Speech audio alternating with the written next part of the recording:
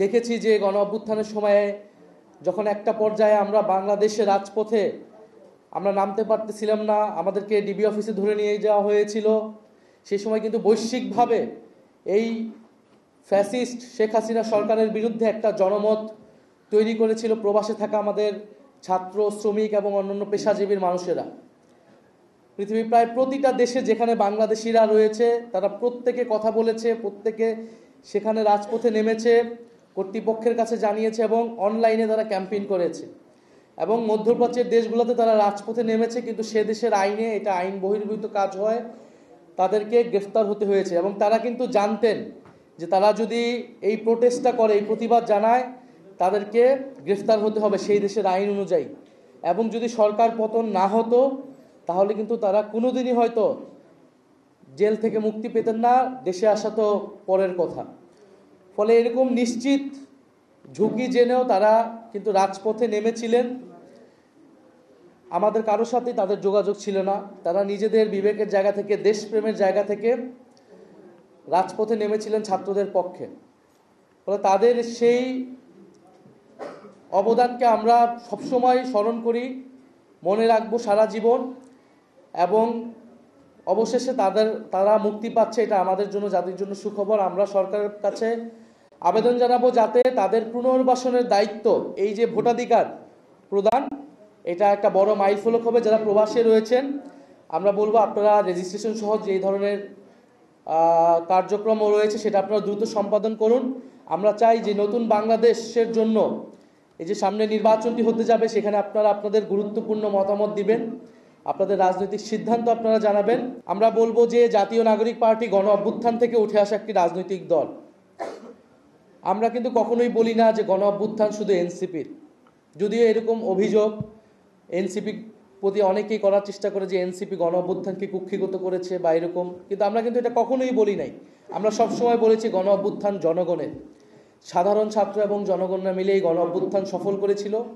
এবং ফ্যাসিবাদ বিরোধী সকল রাজনৈতিক দলের ছাত্র নেতাদের এখানে কন্ট্রিবিউশন রয়েছে, তারা রাজপথে ছিলেন।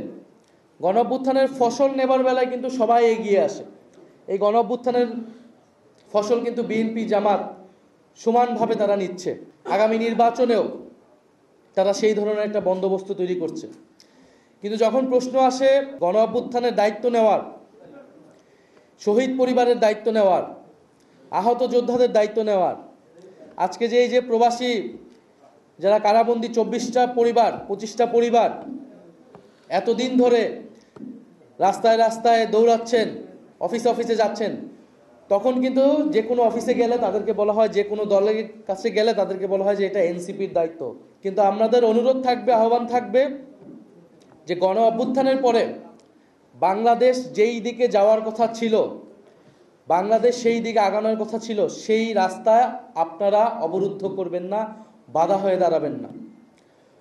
আমরা দেখছি যে সামনের নির্বাচনের আগে নানা ধরনের পরিস্থিতি ঘোলাটে করার চেষ্টা করা হচ্ছে। এবং আমরা যে সংস্কার কার্যক্রম শুরু করেছিলাম, সংস্কারের অগ্রযাত্রা শুরু করেছিলাম, সেটাকে নানাভাবে বাধাগ্রস্ত করা হয়েছে। একটি দল প্রকাশ্যে সংস্কারের বিপক্ষে অবস্থান নিয়েছে, আরেকটি দল গোপনে সংস্কারের বিপক্ষে অবস্থান নিয়েছে। ফলে এই কারণে কিন্তু আমরা সংস্কার নিয়ে একটা সমঝোতায় আসলে পৌঁছাতে পারি নাই। তারপরেও আমরা যেহেতু জনগণের ভিতরে ব্যাপক চাহিদা সংস্কার এবং পরিবর্তনের, আমরা কিন্তু গণভোটের বিষয়টা আদায় করতে পেরেছি। এবং এবারের সামনের ভোট শুধু সরকার পরিবর্তনের ভোট না, শুধু একটা দল গিয়েছে আরেকটা দল আসবে, ডক্টর ইউনূস চলে যাবে আরেকজন আসবে, সেই ভোট না। এবারের ভোট কিন্তু হবে দেশের পরিবর্তনের ভোট। ফলে বাংলাদেশের জনগণ এবার বিচার বিবেচনা করে ভোট প্রদান করবে, এটা আমাদের বিশ্বাস। বেগম খালেদা জিয়া তিনি প্রচণ্ডভাবে অসুস্থ, আমরা তার আরোগ্য কামনা করি। বাংলাদেশের গণতন্ত্র এবং সার্বভৌমত্বের লড়াইয়ে তার যে ভূমিকা, সেই ভূমিকা এই জাতি মনে রাখবে। আমরা আশা করব যে তিনি আমাদের মধ্যে আরও অনেক দিন বেঁচে থাকবেন।